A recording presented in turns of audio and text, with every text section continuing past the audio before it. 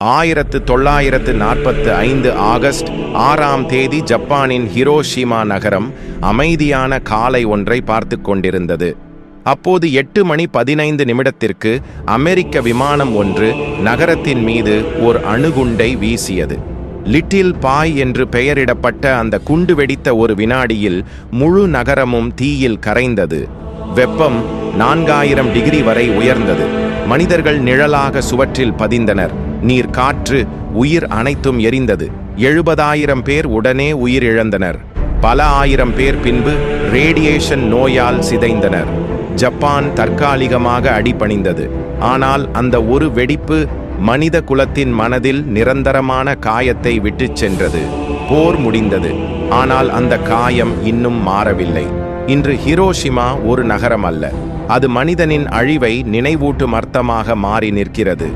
ஒவ்வொரு வருடமும் ஆகஸ்ட் 6ஆம் தேதி அன்று அங்கு மணி அடிக்கப்படுகிறது.